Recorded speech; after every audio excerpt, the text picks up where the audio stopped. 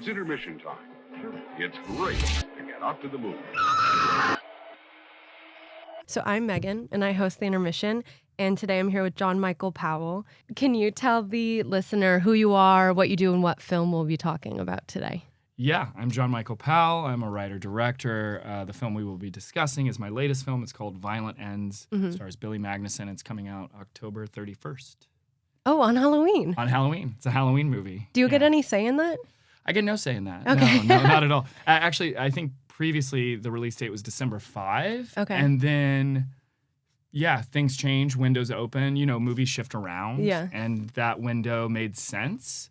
Oddly, as you'd expect, I think you'd imagine a lot of people go trick-or-treating. So that Friday night, there's actually not a lot of competition. So I'm kind of hoping we could be we're not a horror film, even though Violent Ends sounds like a horror film. We're a revenge thriller, so horror adjacent, definitely genre. But I'm hoping that we can play as like kind of, the alternate, choice if you're going if you don't have kids and you're not going trick-or-treating, you want to go to the movie, but you don't want to go see another slasher film.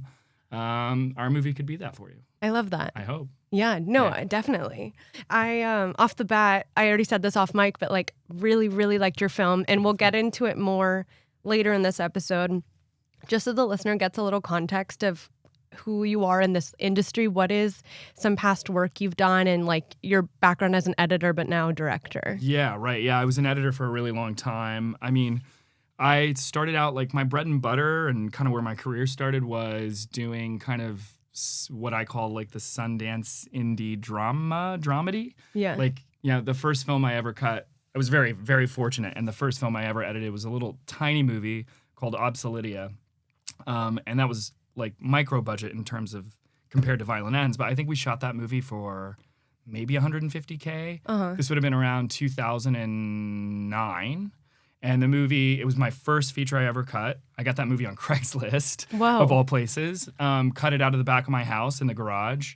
The director, her name's Diane Bell. She and I ended up going on to make 3 movies together, so I cut 3 films for her. But that film went to Sundance. It was in competition. It won the Sloan Prize at Sundance. It was nominated for 2 Spirit Awards, and that kind of like opened the door. Yeah, off to such a good start. I know. I know. It's like, It really is Craigslist, that. How cool. It's a crazy story. It really is. Because honestly, it was a Craigslist post for someone looking for a line producer. Okay. And I thought, well, if you're looking for a line producer, you probably don't have an editor. And I was desperate to cut a movie at that point of my career. And I would literally cut anything. And I wrote them. I said, look, if you're looking for a line producer, you're probably looking for an editor. If you need one, I could be that dude. Smart. Let me know. And they didn't respond. And so literally 6 months went by, and I got a random email 6 months later from that director who was like, yo, we got all the money. We're ready to go. I got this email from you like 6 months ago. Would you want to meet? Cool. And so we met at a little coffee shop in Santa Monica, and one of those like 2.5, 3 hour meetings where you're just talking about movies, and we realized, we love all the same movies together. We might as well work together. And it was just kismet. It was just like one of those doors opening that, it changed the whole trajectory for me. And then I, continued to edit for many years. I mean, some of the stuff that I've done, some of the most notable stuff is probably like Dear White People, that Netflix series. Yeah. I was an editor on that show. Yeah, that was great. Yeah, it was a great show. It's a really, I love that show. It's very special to me. But I was on season 3. I was already a fan of the show. So when the opportunity came along, I jumped at it because I loved the show. I think, honestly, some of the first season is some of the best TV ever. There's a Barry Jenkins episode of the first season that I think is brilliant. But anyway. Barry Jenkins is a legend. I mean, he's brilliant. Yeah. The guy knows how to use a camera to tell a story. Yeah. I'm trying to think of what kind of the bigger... I cut... You won an Emmy. I did win an Emmy. I did win. Winning an Emmy I was curious for when you were going to slip it in. Well, it's because it's kind of a funny thing. It's like... I won an Emmy. I cut a Netflix documentary series about the Boston Marathon bombing. I've seen it. Oh, have you? I have. Did you? I watched like every documentary. I can't. Cool. I love documentaries. I was gonna say, did you like it? But it's not really a documentary that you say. Did you? I mean, it's about a tragic situation. And most documentaries are not most. I mean, I'm watching a lot of documentaries that are like that, like very intense or serious, or like a moment in history I'm curious to get more information on. So okay, well then that is that. Yeah. Yeah. Yeah. I mean, it does. That series is really. This guy Floyd Russ directed it. He's a really brilliant director, really great visual storyteller, and that definitely gives you context to those, those brothers that you was never in the news, and I really enjoyed doing it. But documentaries are hard. Mm-hmm. They're heavy, especially when you're doing something that emotionally charged. It's like every time I finish one, I'm like, I'm never doing a documentary again. It's gonna kill me. But that one, the way I won the Emmy is so bizarre because actually I was with my wife. We were getting off a plane, and I got all these texts, and it was like, "Hey, congratulations on your nomination!" And I was like, "What? Nomination for what? What are they talking about?" And I went on Instagram, and I was tagged in a thing saying we'd been nominated for an Emmy. And usually the thing is, I don't know if you know, but like if you're going to be nominated for these awards, usually the studio, in this case Netflix, would reach out. They would say, "Do you want to be nominated? Do you want to be put up?" Apply or something? They apply. It's an application process. Yeah. But usually they let you know that you're applying, and they get your okay. Nobody said anything to me, so I had no clue that we were even being submitted, and then had no idea. And then when the nomination came, it was out of the blue. And I honestly, quite frankly, like at the time, it had almost been a year and a half since I cut the documentary. I was on doing other things. I just kind of forgot about it. I was like, okay, that's really awesome. I got nominated for an Emmy, but I never thought we would win. Yeah. And honestly, I think I was at a dinner party or something when somebody was like, the Emmy thing is tonight, and I didn't go. It was in New York. Yeah. And then I looked online, and I was like, "Oh, I won an Emmy." Wow! What did you do when you found out? I think I just kept eating dinner. I'd like take a shot or something. I don't know. No, I mean it is cool, and it's like it's certainly an achievement too. But it was like, the thing is, when you're I've spent so many hours of my life editing TVs and movies, and like, this isn't a comparative art form. You can't really compare one thing to the next that you're creating. But quite frankly, I've edited things that nobody's seen that deserve the Emmy over that. Mm-hmm. Not that show isn't great, but like from what I mean is from a bare bones technical editing standpoint, the heavy lift on some things is way heavier than that. That was kind of, the director had a vision, there was a path set for it. Like I came in, I did my job, and I executed. Also, I was working with 2 other editors on that show who were great editors. So it was a team effort, and it just felt like it was kind of shocking, and it's I guess a nice cumulative award to say, like, I put in all these years as an editor, and I love it, and it paid off, but now I'm also transitioning to be a writer and director, so the award is nice, but like it's kind of the first chapter of my career, I feel like, and I'm on to the second one, so I'm hugely thankful, but it wasn't it felt like, I hope maybe one day I could have the chance to feel what it's like to win an award as a writer-director in that way, and maybe it would feel more fulfilling. But I don't know. I'm sure you feel this. Like, it's hard to stop and take stock of where you're at in your career. I mean, you didn't leave your apartment today. Like, you have so many things going on in your day that I don't stop and think about those things. I just kind of keep moving, and I don't know.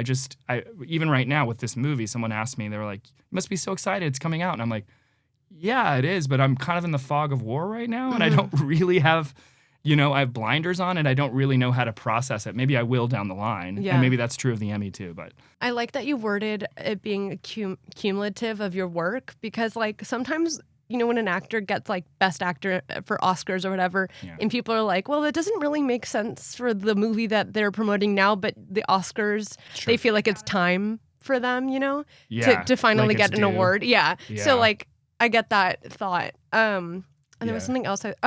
Just in regards to, it's just dawning on me that a lot of the times my podcast guests are all in the same stage of life where they're promoting a film, but their head is just coming out of like the sand. Is that the expression? Sure. So like I always fuck up expressions. No, it's all good. I got the gist. Yeah. Yeah, it never dawned on me that I'm catching people at the same time always. Right. So they're always like not in that gratifying experience yet where they can relish in the accolades that they're getting. You're still kind of in the thick of it potentially. Yeah, I think that's this business too. I mean, you have so many irons in the fire to get one thing made that like. And you're constantly, like even now, it's like I have other things that I'm pushing that I have on the horizon that I'm thinking about, and you're constantly pushing this boulder up a hill that you don't really have time to rest and think about like, oh, I won that award. I mean, I'm sure at the highest levels of this business, like, when Leonardo DiCaprio finally won for The Revenant, as you were kind of saying, it's like, I'm sure that was a life-affirming moment for him and a career-affirming moment for him. I also am I'm such a builder. Like, I love making things, and like I get so much reward from just the making of the thing. So like, I'm not really.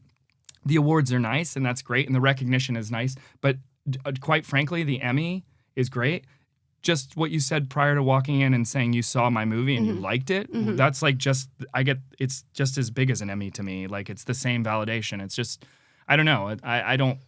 I'm not the type of person who benchmarks by awards, so to speak. I don't know. That sounds pretentious, but yeah, no. I don't think so.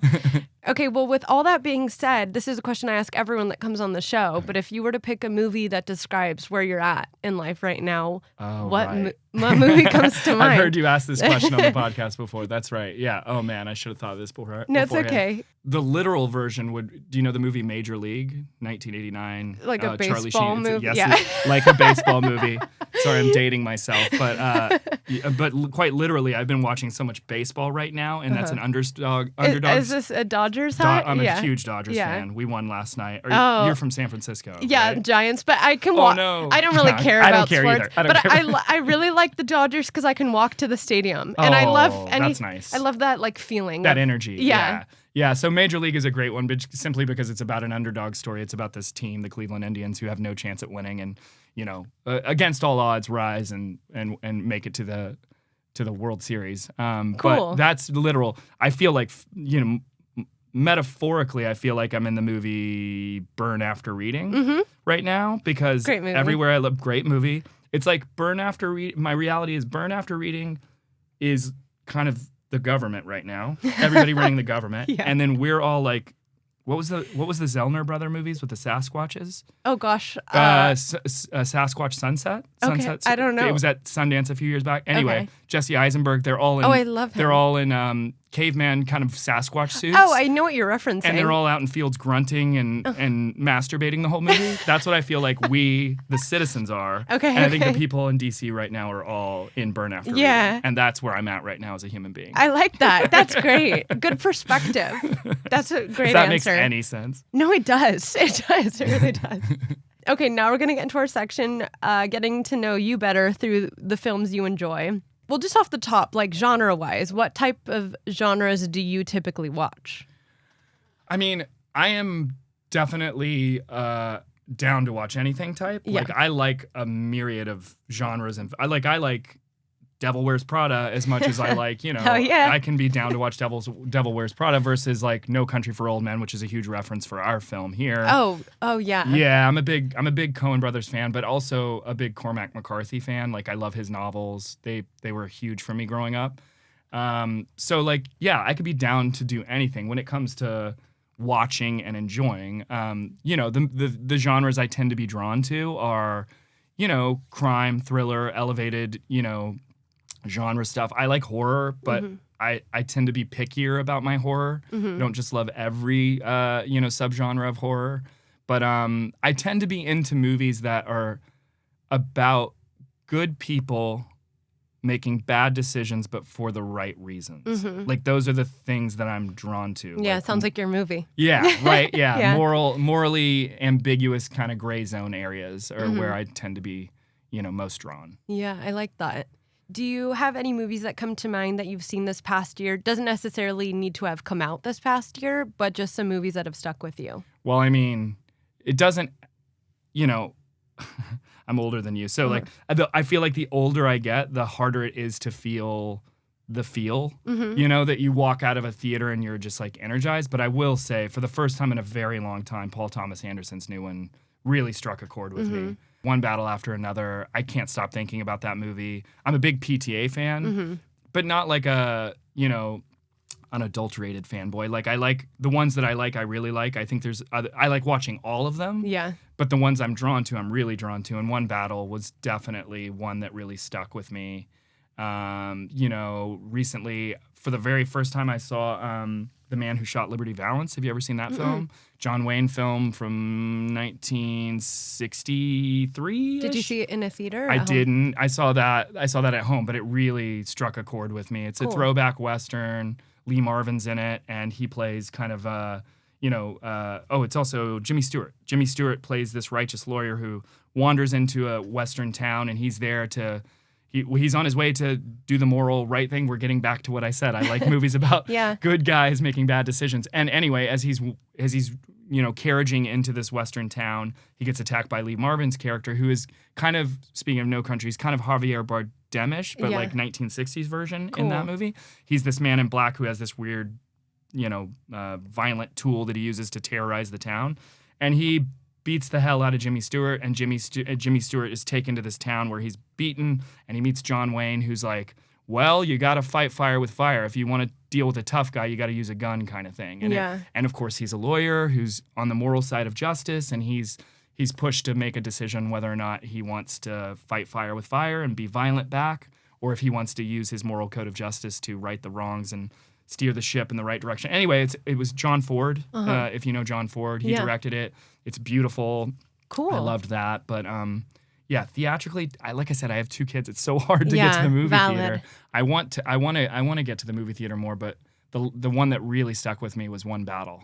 It's funny. I was just reading on Twitter X, someone being like, one battle after another was like the first time since Parasite that everyone on film Twitter agreed on something. That's so funny, because I was about to say the last time I felt that way was probably Parasite. Oh, really? That's so funny. Okay, clearly. Where did they say this? Just online? on Twitter. On Twitter? It was just saying like film Twitter, like it's like this is the first time we're all like not arguing since Parasite. I mean, yeah, I vibe with that for sure. I mean, I think personally, Weapons and Sinners were the other 2 movies this year that I left. I forgot Weapons. Yeah. Well, I just showed my wife Weapons the other day because I was like, cool. You got to watch this, and she'd heard good things. I really enjoyed Weapons. I actually really liked Companion too. Did you see Companion? Yeah, we had the director on the podcast. He did a great job. Yeah. I thought, like, that is so my vibe. Like, when you asked me earlier, like, what genre do you like? I would say that's like right down the middle for me because it has everything. Mm-hmm. Weapons is kind of too. I love dark humor. I have a very dark sense of humor. Mm-hmm. But like Companion and Weapons,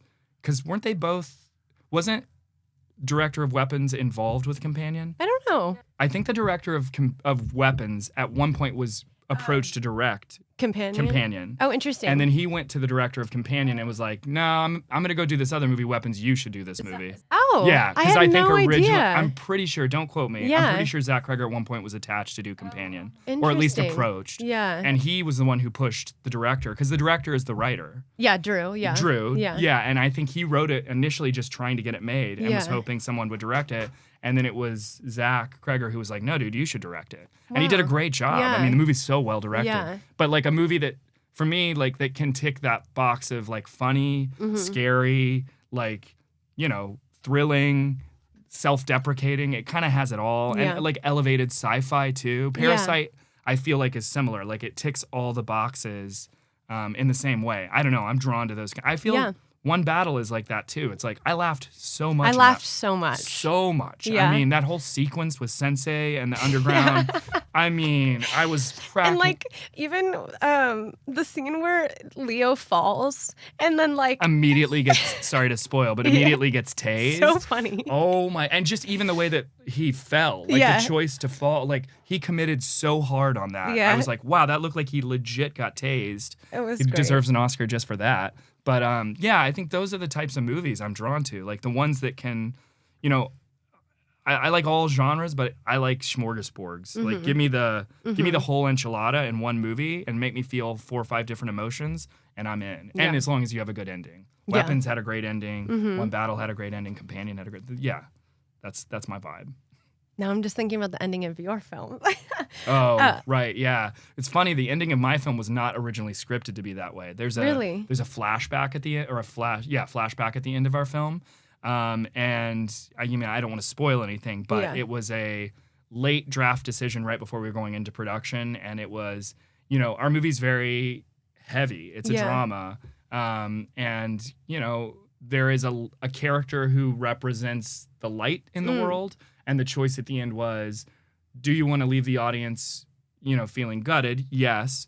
But also, the point of the movie is not to be dour and like pessimistic. The point of the movie is to be optimistic in a way. And the most optimistic way for us to get there was this flashback. Mm-hmm. And so that was actually not, it was a late late game How decision. interesting, because that totally changes the tone by it being the final scene. Yeah, it really makes you think about the period at the end of the sentence. It's like, how do you want audiences to walk out and feel when they're talking as they're walking back to their car or whatever, if they're sitting on their couch. And I stand by it. It's I think the way to leave that movie is you want to leave it in lightness, not in darkness. Mm-hmm. Yeah, that just goes to show like the edit and the way the movie's cut, like that really changes everything. Also, this is just a technical question. I'm just curious, what do editors use, like software-wise? The most prevalent is Avid. Oh, okay. Avid's the go-to. Premiere Pro, Adobe is another. Those are the kind of two kings of it. It's like, oftentimes in feature world, you'll see Avid. It's been around forever.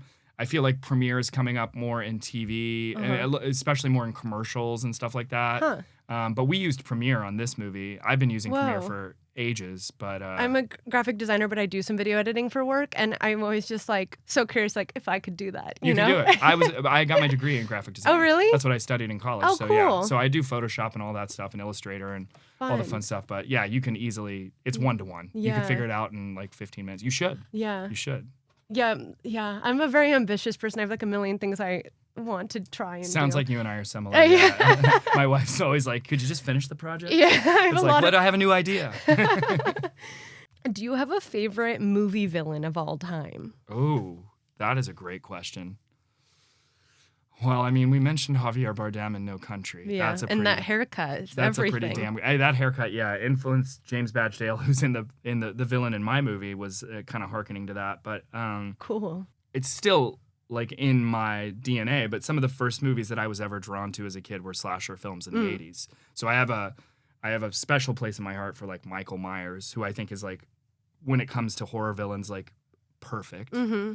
I mean, like just the white mask and the neutrality of like pure menace is perfect. Actually, Javier Bardem's not that far off from Michael Myers in a way. That performance is kind of kindred spirits in a way. But then I'm also thinking of like Danny DeVito and like Batman, you know what I mean? Like the Penguin. So funny, yeah. Like like something like oddball and off center, and like that performance I actually think is like deserves an Oscar. I just am obsessed with Danny DeVito. I mean, he's amazing. Who doesn't love Danny DeVito? But like, yeah, I in my mind, the first image that came to my mind was Danny DeVito as the Penguin with those hands and the nose, and he was so committed, and like, I don't know, I'm drawn to performances that are just fully committed. Yeah. Those are the ones that stick with me. And maybe not the most menacing villain, but oh my God, I think about that character all the time. I don't know why. Wait, speaking of the Penguin, did you watch the TV series The Penguin the past year with Colin Farrell? I've seen a few episodes, yeah. I really liked it. It's really good. Also, I think Kristen Milioti is like one of the... Yeah. I think she's one of the best actors. I edited a movie with her maybe in 2012 that actually had Billy Magnussen, the lead in my movie. Oh, wow. And so the funny story about that is it was a tiny little indie movie called The Brass Teapot, and it was a comedy. And it had a litany of really talented comedic actors. It was like Michael Angarano, Juno Temple, Thomas Middleditch, Bobby Moynihan. I forget her name, the girl who played Maybe in Arrested Development, but she's awesome. Oh, I love her. I don't know her name. Alia Shawkat. Yeah, she's funny. Great comedic actors. And Billy and Kristen played this weird kind of like odd couple that was like, he played kind of the douchey frat guy, and she was this weird loudmouth who was like a firecracker and unpredictable. And I remember editing that movie going, okay, these two actors are only in like 3 scenes, but I swear they are the best. They have the deepest well out of this whole cast. That's so cool. And it's like, you can just, in the dailies, you can feel it. You're like, okay, they're just scratching the surface of their talent level. And it was so long ago. Now, obviously, that instinct has been proven because Kristen Milioti was unbelievable in that show. Didn't she win an Emmy? And she's... I think so, because speaking of awards, she just like, I think, won something. I wonder if it was for that. But she, in her speech, she like yelled like, I love acting. And I just thought it was so cute. Well, she's damn good at it. Yeah. So yeah, I would kill to work with her. I think she's so talented. Yeah. And Colin Farrell, I mean, that's what we're glossing over there. Yeah. Colin Farrell's version of the Penguin is unbelievable. To talk about a guy who commits. Yeah. Oh my God, just his face and his posture, and I love it. I'm always referencing stuff I've seen on Twitter, but I saw like all these tweets when The Penguin came out about how like, wow, they really had to make Colin Farrell look like that just so people wouldn't find him hot. Because like they had to go to like depths to make him look bad. They definitely chopped my boy up. Yeah, for sure. Yeah, but I mean, come on. I mean, if that's what it takes to get him into the role, I mean, it worked. Yeah. Yeah. What is a lesson you've learned the hard way while making one of your first projects or even recent project? I mean, one of the biggest lessons that I think, you know, during COVID, I made a tiny little micro budget movie, and, you know, it was my first, I'd been editing many years, and so I knew how to edit and put together a movie. Let's put it this way, I knew how to make a good movie. I'd also made lots of bad movies. So it's like getting to work on bad movies is honestly just as valuable as working on good movies. But I think what I wasn't prepared for when I stepped into directing was just the amount of choices that you have to make and the time crunch and the pressure cooker of it. Mm-hmm. And it's very easy to want to be meticulous and control everything. And there are some directors who are very good at that, right? Like obviously the first one that comes to mind is cliche, but it's Fincher doing 99 takes and making sure that everybody's, you know, buttons are perfectly buttoned, all that. And I'm sure once you get to that. Yeah. But the thing that I learned was just letting go and letting other people realizing and understanding that, like, yes, I've written this world, I've created this world, but the sandbox is no longer mine. It's the actors to play in. And so the biggest lesson that I learned on that first one was just how to be a better manager. I know that sounds very like cliche or like, I don't know, middle man, kind of boring, but it is true. I think the best thing you can do as a director is to let go. Honestly, like I was having a conversation about like what the most kind of vital skill set is to have as a director. And I think I've realized over this movie and, you know, the first two movies, but really the second movie, that the best and most valuable tool that I have in my tool belt is my fatherhood. Is like, because when my 4-year-old throws a tantrum and doesn't know, let's say my 4-year-old wants to turn the TV on, he doesn't know how to get the remote to work. And he's frustrated and he starts rolling around. Well, he's crying and rolling around on the ground simply because he doesn't understand. And it took me being a father to realize that emotional tantrums, whether you're 4 or whether you're 44, are the same. They're coming from the same root. And that's frustration because you're wanting to go forward, but there's something blocking your path. Now, obviously, when you're on set, that's usually a creative block. And, you know, I think that my first instincts when I was a young father was when my kid would cry and throw a tantrum was to react and be like, what are you doing? Get up, get off the floor. But then obviously that only begets more frustrations because the kid reacts to you and suddenly it's a ping pong match of anxiety. And so being a father, taking that father skill on set is learning how to be calm and learning how to, like when somebody's frustrated, which is going to happen, is going, okay, cool, I hear your frustration. What can I do to help you get past that frustration? How can we work together to turn the TV on and to figure out how to turn the TV on together? And better yet, the skill that you learn as a father is not doing it for them. Letting them figure out how to get past the block. Because when they figure out how to get past the block, they feel emboldened. They feel activated. And that's, honestly, it's the same thing with actors. It's like, obviously, they're not 4-year-olds throwing tantrums, but when that block happens, I approach it the same way. It's like, how can I give you the tools you need to find the solution yourself, rather than being prescriptive and saying, well, yeah, I wrote the scene. You're supposed to walk through the door this way, and you're supposed to pick up the apple and take a bite of the apple. Forget all that. It's like, let's forget about the apple in the door. Let's just figure out what you want to do and how do we get there and how can I help you get there. So, and without being so literal and telling them how to resolve it, then they get to put their own spin on it too, you know? Like, absolutely. As whatever role they're coming from. Like, they get the satisfaction, but they also get their perspective because they're coming at it from a different schema than you would even have. You know? 100%. Yeah, no, absolutely. I mean, that's probably not always. There's probably certain directors who are. I imagine Wes Anderson is probably okay. The line is the cadence of the line is you walk through the door. It's like, okay, I get that dialect. Yeah, he's such a dialect and a cadence and a meter. But I do think it's like honestly, as a director, as far as if we're talking about actors and how to give actors what they need, I think it's letting actors do, especially the actors I was working with on this movie, like they're all working all the time. I mean, Badge was in The Departed with Martin Scorsese. What am I going to tell Badge that he hasn't heard before, right? Or that is, I mean, it's like, so a lot of my work is just making sure they're comfortable, they have what they need. I can be a shoulder to cry on if they need to come cry. But for the most part, it's like letting them go. And also, going back to being an editor, and this is where being an editor is beneficial, is like, I can let them do whatever they want, and I can see edits everywhere. Yeah. And I can go, and I can remember take 1 and go, well, that's going to edit together with take 2 of the next setup, etc. So like, I think being an editor allows me to let the actor do whatever they want and not be afraid. I think a lot of directors who can't see the edit, they see the actor moving outside of the lanes that they've created, and they don't know what to do. They freak out, and they're like, no, you got to get back in the lane because I wrote it this way. Well, that's just not how I work. This is why it's good to do and try so many different things, because you're the director with the editing background. It's making me think, I just had a phone call like a little bit ago. I'm going to get my first headshots done tomorrow. Okay. Or not, on Sunday. Okay. And I'm like so annoying. But because I'm a graphic designer, I also have done art directing. Sure. And so I made like... So you've got a specific eye. Yeah, and I made like a shot list. Okay. And I sent it to the girl, and I was like being really specific about the lighting and like the color of like what I would wear in the backdrop and like how I would want to angle my face and things to like show the types of roles I think I would be good at.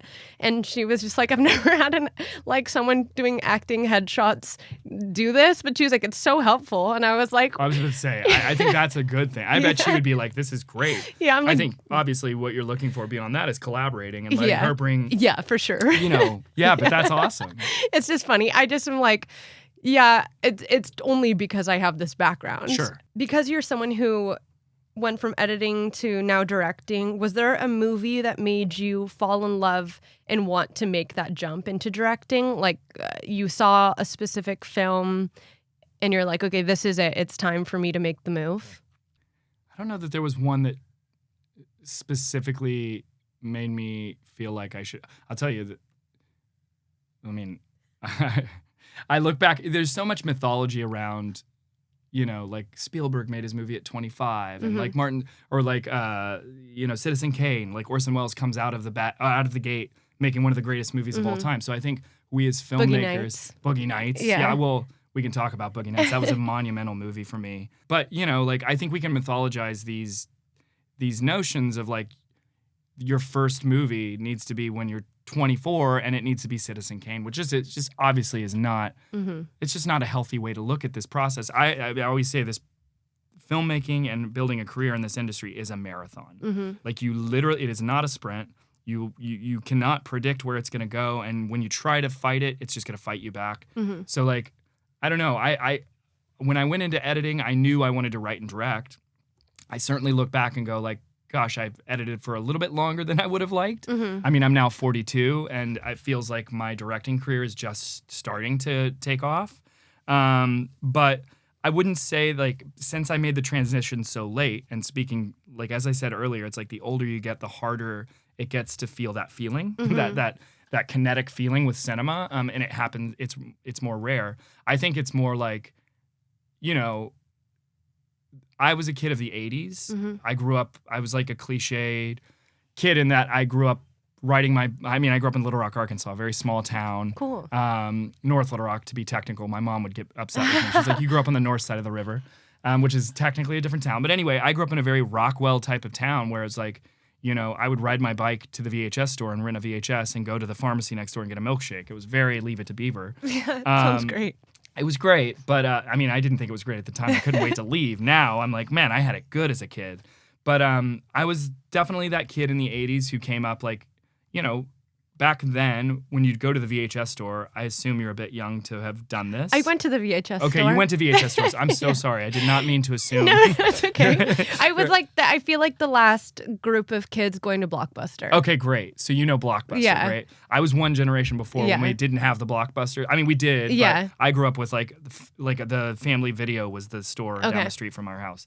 Just a generic name like Family Video. Yeah. But yeah, like when you would go to the VHS store and like when you'd go to Blockbuster, you remember that feeling of like you would just walk through and look at all the covers and they were kind of the posters for you, right? It was like you would just be drawn to what you were drawn to based on the look of the poster. And sometimes you would pick up a movie just based on that alone.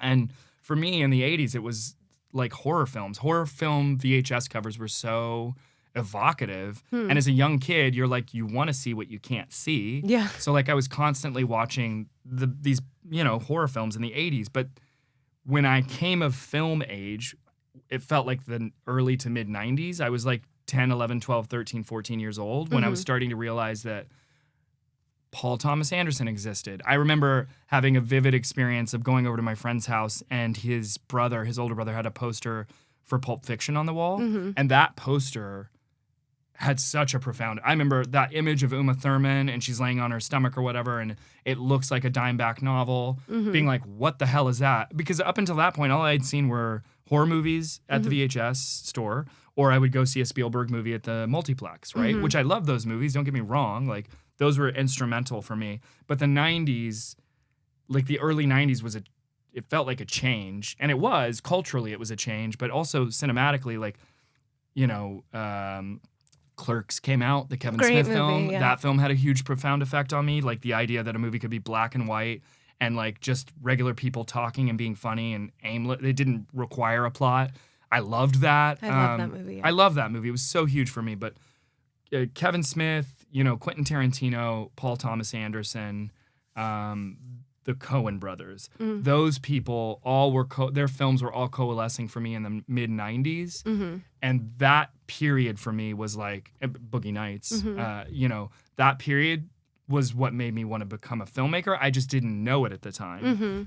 Growing up in Little Rock, it's not like I'm sitting around going, "Oh, I'm gonna be Paul Thomas Anderson." I don't even think I had a understanding of really what that meant to be a director. I knew their names, and that was cool, and I was into that, but like my mom was a history teacher. Yeah. Like I didn't have the forward thinking to think, oh, I'll go to LA and make a career out of it. That came later. And then once I was in college, that's when like those, tastes, like the Paul Thomas Andersons, the Kevin Smiths, morphed into expanding my film knowledge to like, European cinema, Japanese cinema. And suddenly, the floodgates opened and cinema broadened in a different way. So I guess what I'm getting at was there was no real one moment that I went, that's what I want to do. I want to be that filmmaker. It was a addition of multiple movies over a lifetime that were just subcutaneous, and they were in there. And then by the time, I got to LA, I was kind of armed with a bunch of filmmakers who I loved, who I wanted to emulate, and who I could hopefully, be like them in some way. But it was more of like just this slow rolling burn. I'm going to go back to the marathon metaphor. It's like just this one foot in front of the other continual kind of growth thing where you're, I think by my mid 20s, I certainly had taste. I knew my tastes, but it took me until I was in my 30s to like really understand what I wanted to do with my career and as a director and as a writer and how to attack that. So I don't know if that answers the question. No, it totally does. So now we're going to get into Violent Ends. Do you want to say a little summary of the film for the listener? Yeah, I mean, I'll give a brief, elevator pitch, but it's essentially, it's a revenge thriller. It's set in Arkansas where I grew up. It's the story of a young man played by Billy Magnuson who comes from a family in Arkansas that is mired in crime. And the drug trade, and he has done everything he can in his being to sow a righteous path and not have anything to do with his family. And his life is going very well. He's engaged, and he's got a future ahead of him. And then something happens that drags him back to deal and confront with not just his family, but the notion of is he? It's a nature versus nurture. Is he his better half, or is he the inherited traits that he's gotten from his father and his uncles and his cousins, who are all pretty, at this point in time in the story, pretty far gone down the bad path. The casting is so cool because they all look related to me. Thank you for saying that. You know what You're I mean? the first person who said that. And Really? It was such a conscious thing when I was casting. They all look really related. I was like, this is like a family for sure. Thank you for saying it. I actually was very attuned to eye color. Yeah. So the cousin, specifically the main actor and the cousin, I'm like, yeah, I almost looked up if they actually were related. You know what I mean? Oh my gosh. That's like the biggest compliment. Yeah. That's amazing. I want to know what sparked the idea for this film. Yeah. I mean, a lot of it was when I was first starting out as a writer, I was writing things that were I mean, as you do when you first start, any creative endeavor, whether it's painting or graphic design, you're emulating the people who you like. So like the first things I was writing and sharing with my friends, they were like, "This is awesome. This is just a version of Pulp Fiction." I'm like, "Yeah, no, I know. Pulp Fiction's rad. I maybe shouldn't do Pulp Fiction 2, Electric Boogaloo." But I quickly realized like there's so many talented writers out here and everywhere now that I was like, the only currency that I have to set myself apart, and the only thing that's that unique about me is that I come from a very specific small place, a very specific slice of Americana. And I don't have a Southern accent, but my whole family sounds like Southern belles and like cliched version. Yeah, fun. It's so funny you say that, fun. Because when I was growing up, I think the reason I don't have an accent is because I got rid of it. I think it was a subconscious thing, because the thing about growing up in the South in Arkansas is like we had family in California. We'd come out here and visit them, and like I would see the way they would react to my mom's accent, and it was cute. It was like sweet, but I think the subtext that I walked away with was they felt like we weren't intelligent, and they felt like we were, hillbillies from the South, and maybe that's our own self-loathing as Southerners, but we feel less than. I mean, that's just in our culture. Yeah. For obvious historical reasons that we don't even need to get into.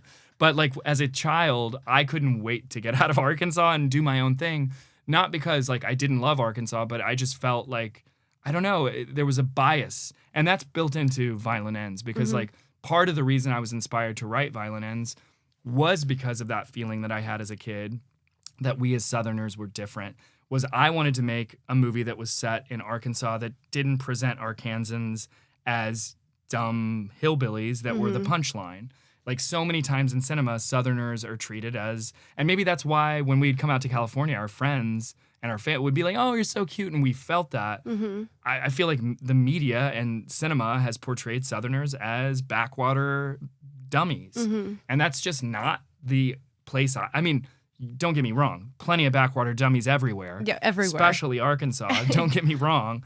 But like a lot of the people I knew growing up were, highly intelligent, very smart, very well read. Maybe that's also because I grew up with a teacher who was, pushing academics, and that was part of my childhood. But like I wanted to show Arkansas as, rather than black and white, something that was much more nuanced and multifaceted. I mean, somebody brought up the fact that Billy Magnuson in one of the interviews mentioned that I think he said the movie was like Redneck Godfather, and they're like, funny. "What do you think about that?" And I was like, "Yeah, no, it is funny, and I think it's a great way to like snap the movie in one kind of like punchy way, But say whatever you want to say about the word redneck and how I feel about that. I mean, I don't really feel too one way or the other about that. It's not like offensive to me in any way, but ironically, a lot of people glom onto the Godfather because of the natural thing. It's like, okay, well, here's a man who's going from a good person to, by the end of the movie, a really bad person, and that's similar to our story. And beyond that, I think that's where the comparisons end. But where I do think one comparison that is fair with the Godfather is the way, that movie portrays Italian-American immigrants.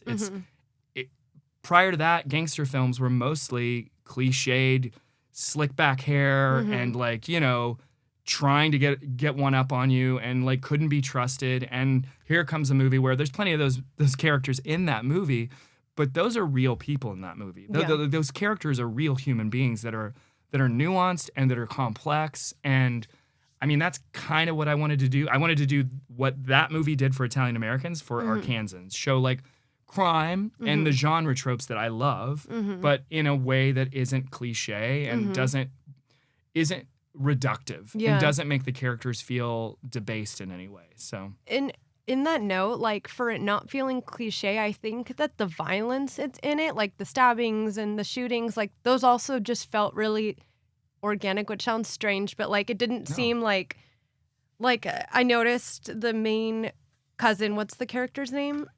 James Badgedale. Yeah. The villain The of the villain. movie? Yeah. Sid. Like the way he stabs is like so repetitive and aggressive. And I was like, that does seem like the way someone would stab if they just got out of prison, you know? Yes. Like, and that was a choice. Yeah. But violence in particular, I will say, like, I think you're picking up on something that is really important to me with regard to this movie. And it was such a conscious decision, you know, to handle the violence in a way that felt, you know, real and it didn't feel exploitive. Yeah. A lot of the inspirations for this movie came from the desire to want to deconstruct Westerns in a way. Like the thing about Westerns and like that we were talking about The Man Who Shot Liberty Valance is a good example, but it's like, you know, the idea that like you could shoot guys and they fall over and you don't even really feel the consequences of the violence. It's just shooting and people dying left and right. And like I wanted people to feel the consequences of violence and put them in the place that makes them feel uncomfortable. And the thing about violence is a movie that I will bring up that was a reference point for me that I think handles violence brilliantly is Jeremy Saulnier's Blue Ruin. That's what I was going to bring up. Oh, yeah. I mean, it's... I'm glad you brought it. I was going to ask you because I'm spaced...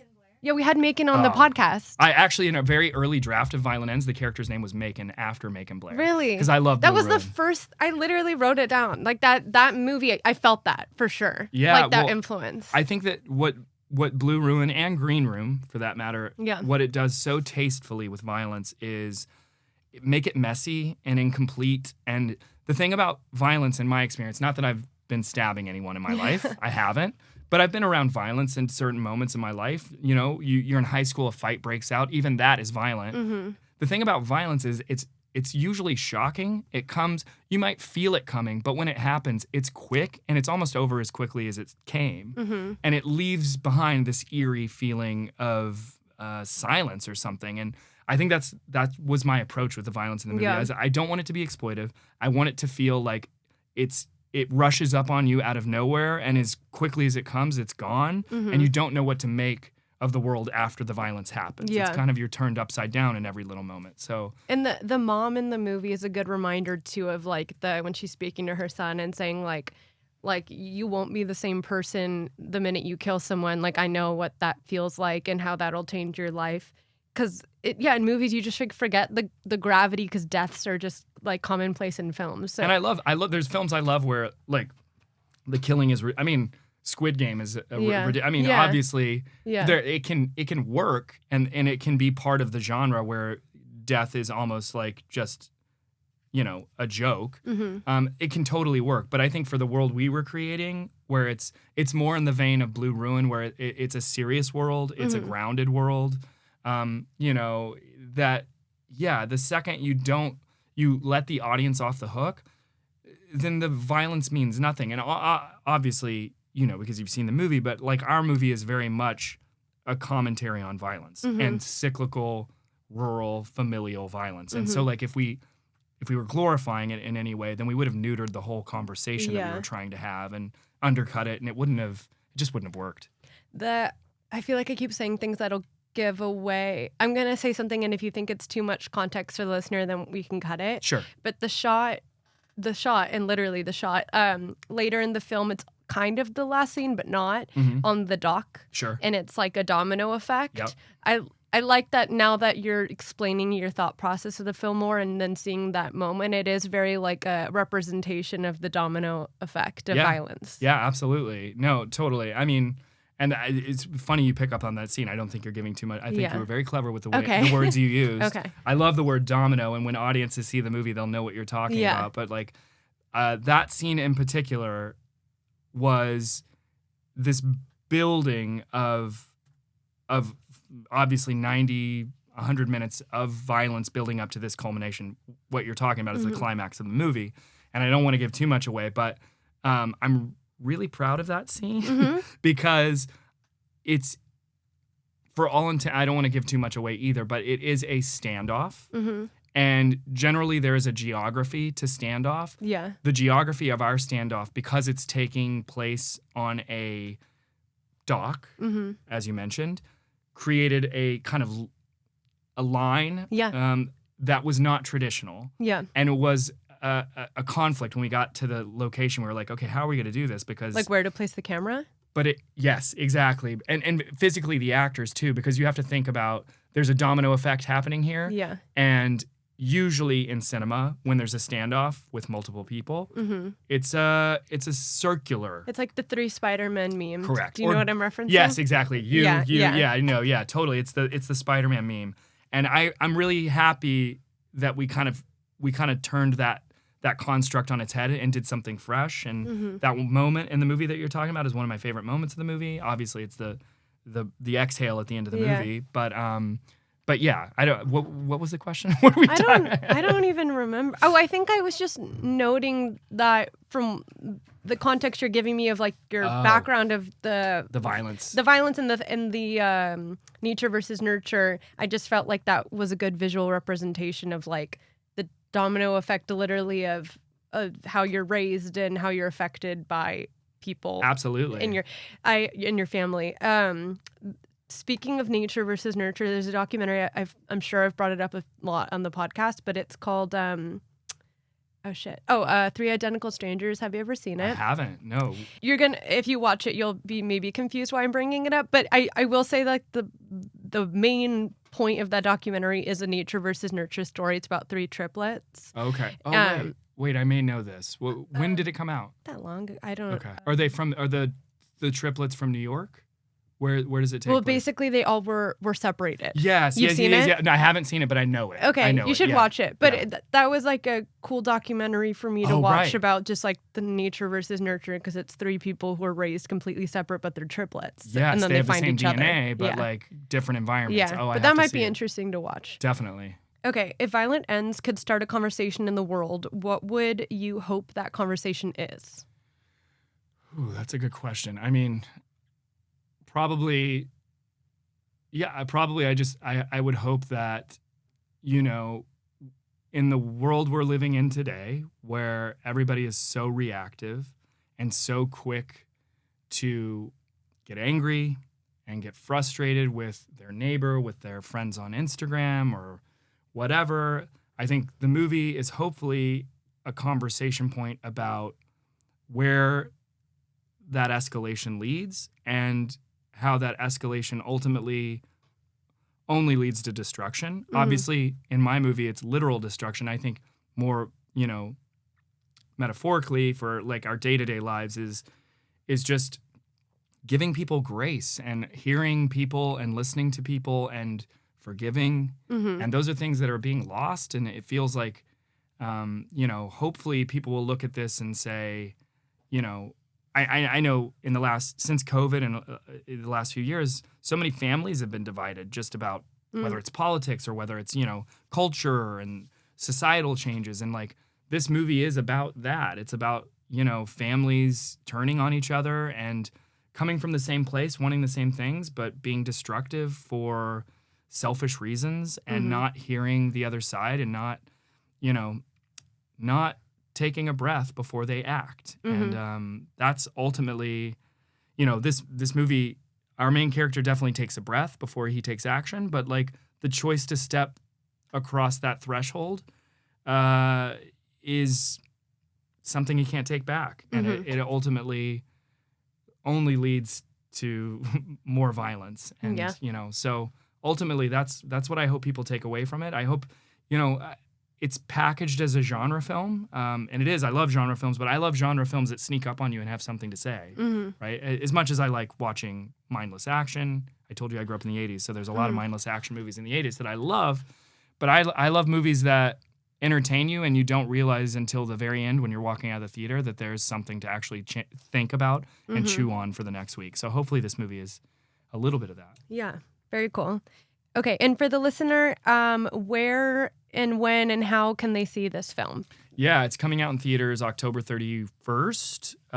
We're going to be, I think, in 500 to 600 theaters, so pretty cool. It should be around. Yeah. So hopefully there's a theater near you that you can go see it.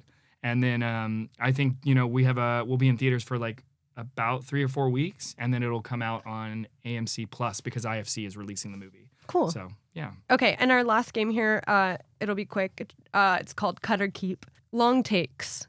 these are just like general premises of filmmaking, and if you want to cut or keep it. Keep. Dialogue heavy scenes. Keep. Reaction shots. Keep. Improvised lines by actors. Keep. Some of the improvised lines are the best lines. Yeah. They're better writers than you are. Did I already do flashbacks? I did do that, huh? Flashbacks. Ooh, flashbacks. Did I say that already? No, you didn't say flashbacks yet. Well, I obviously, I don't want to contradict myself because I talked about having a flashback at the end of my movie. Yeah. In general, I don't like flashbacks, so I would cut them. But they can be. It made sense in your movie. It made sense in that moment. Yeah. Okay, cool. Well, that's also I do love nonlinear story. So like, there's amazing stories that are told if you consider flashbacks in nonlinear constructs. Like Memento is one of my favorite movies. I mean, get out of here. It's amazing. Yeah, it's amazing. Thank you for coming on. I had a really good time. Thank you for having me. I really enjoyed it. I'm a big fan, as I mentioned. Thank you. Thanks for having me. And I'm a fan of the movie. Good evening. If you enjoyed this episode, be sure to leave us 5 stars on Spotify, Apple, or wherever you get your podcasts. To stay in touch, follow our Instagram page at It's Intermission Time and share with your friends. As always, Intermission is produced by Jazeel Chu and Olivia Dean, and of course, hosted by yours truly, Megan Braun. This episode is brought to you by The Synagogue.